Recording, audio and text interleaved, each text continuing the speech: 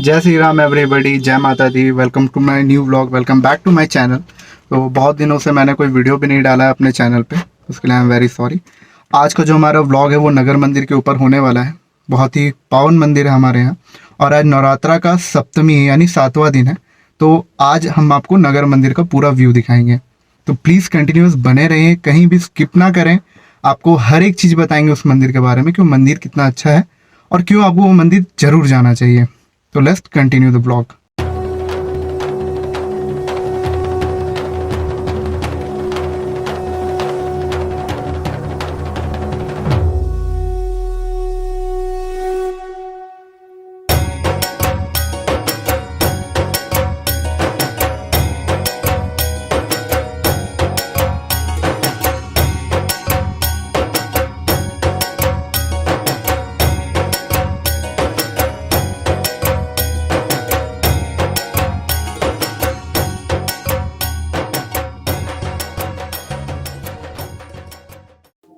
यह नगर मंदिर का मुख्य प्रवेश द्वार है, यानी कि मेन एंट्रेंस। यह चंदवा से महज 8 किलोमीटर की दूरी पे पड़ता है। इस ओर आपका चंदवा पड़ता है और इसी की अपोजिट साइड पर बालूमाथ पड़ता है। यह मंदिर लातेहार जिला के अंदर आता है। मुख्य द्वार से प्रवेश करने के बाद आपको लगभग 1 किलोमीटर अंदर आना पड़ेगा। इस पूरे 1 किलोमीटर के अंतर्गत आपको हरियाली और छोटी मोटी घर ही दिखाई देंगी। मंदिर के पास पूर्ण रूप से सभी चीज की व्यवस्था की गई है। प्रसादी एवं पार्किंग की भी पूर्ण व्यवस्था की हुई है। सप्तमी होने के कारण आज मंदिर में काफ़ी ज़्यादा भीड़ है। और दिनों भी मंदिर में काफ़ी ज़्यादा भीड़ होती है, मगर इतना नहीं जितना आज है। मंदिर में पूरे 365 दिन लगातार पूजा होते रहती है। किसी भी एक दिन ना मंदिर का पट बंद होता है और ना ही कभी कोई भक्त नाराज होकर के वापस जाता है। मंदिर के अंदर इतना भीड़ होने के कारण मैं किसी तरह भगवान को प्रणाम करता हूँ और जल्दी से बाहर आता हूँ। हम आपको मंदिर का बहुत ही ज़रूरी सूचना देने वाले हैं। अभी हम पंडित जी से जा कर के मिलेंगे और मंदिर के इतिहास के बारे में पूछेंगे कि क्या है, कैसे है, कब ये मंदिर बना था, क्या यहाँ का मान्यता है। तो अभी वीडियो को बिल्कुल भी स्किप मत कीजिएगा और कंटिन्यू देखते रहिएगा। नमस्ते बाबा, जय कल्याण। ये जय माँ उग्रतारा भगवती। यह नगर मंदिर का स्थान माँ उग्रतारा का लगभग 700 साल पुराना राजा नीलांबर नाथ शाही और पीताम्बर नाथ शाही के द्वारा स्थापित इष्ट देवी के रूप में आराधना करने के लिए इनकी स्थापना की।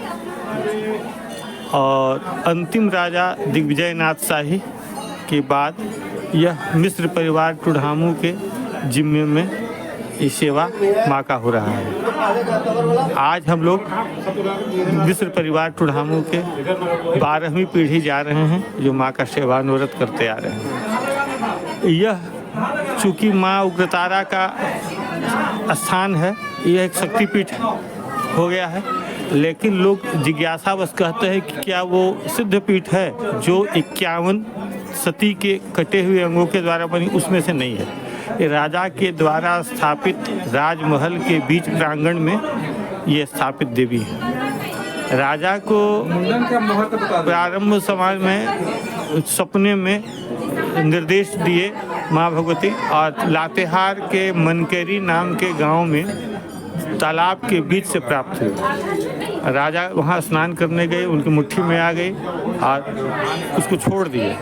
फिर दोबारा स्वप्न हुआ कि नहीं, तुम छोड़ क्यों दिया, तुम हमको ले आकर के अपने आंगन में स्थापित करो और इष्ट देवी के रूप में आराधना करो। और तब से राजा ला कर के उनके यहाँ स्थापना करे तांत्रिक विधि से, और तब से पूजा होते चला है। वो निराकार हैं, उनमें आकृति नहीं है, अंगुष्ठ प्रमाण अंगूठा के समान है।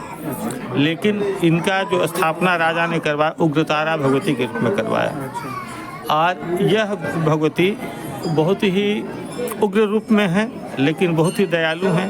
निष्ठा, भाव, समर्पण और पवित्रता, सबसे बड़ी चीज़ है पवित्रता के द्वारा जो भी श्रद्धालु, जो भी भक्त आके इनके शरणागत होता है, उसकी जो आवश्यक मनोकामना है वो पूर्ण होती है। ये सब अगर मनोकामना पूर्ण हो जाए तो हम किस किस तरीके से मांग सकते हैं, क्या क्या कर सकते हैं यहाँ पर? इसका ये 2 परंपरा है। अच्छा। एक है कि माँ तो अंतर्जामी है, हम उनके दरबार में आते हैं शुद्ध भाव से, ध्यान लगा कर आँख बंद करके उनको हम कहते हैं कि माँ हम आपके दरबार में आए हैं, अपना नाम गोत्र बोल करके कि हमारी ये मनोकामना है।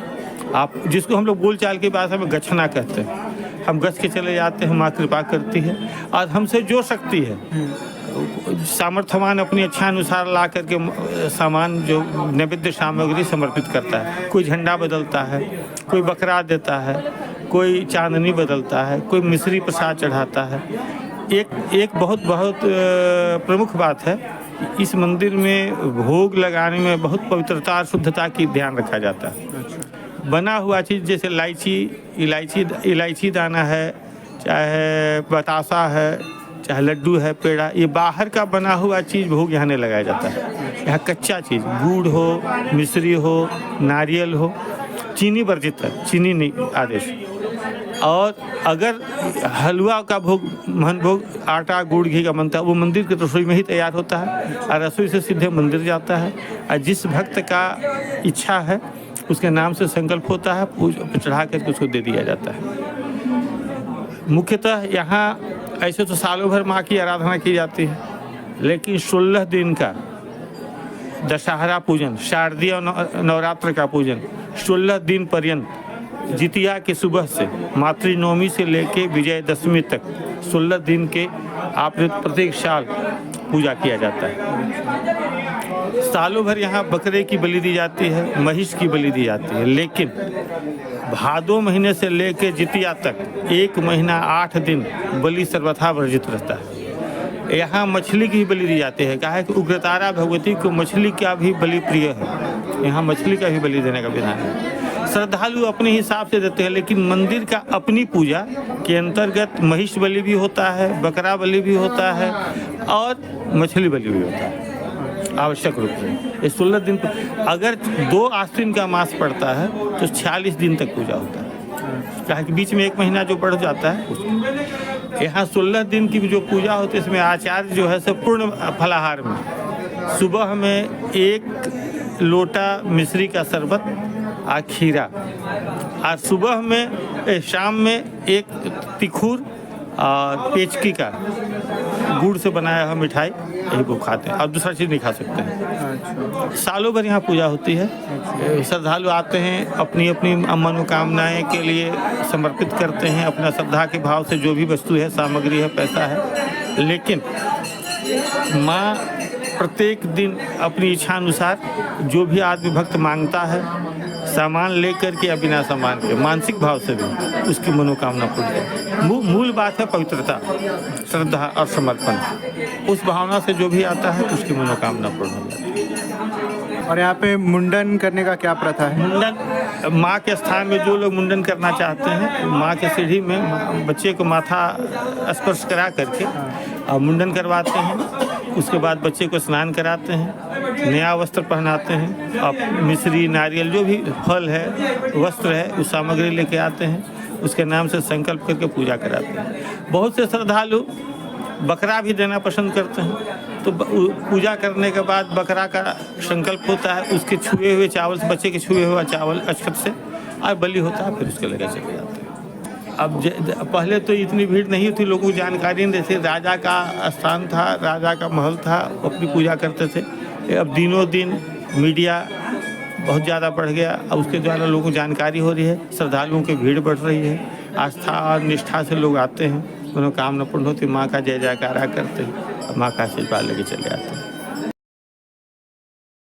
अभी आप लोगों को पता चला कि मतलब बाबा लोग का क्या मतलब है, हिसाब किताब है, और मुंडन वगैरह क्या है, दान दक्षिणा का क्या है, कैसे आप यहाँ पे बलि दे सकते हैं, कुछ कर सकते हैं, कुछ भी मांगेंगे तो यहाँ इच्छा जरूर पूरी होगा।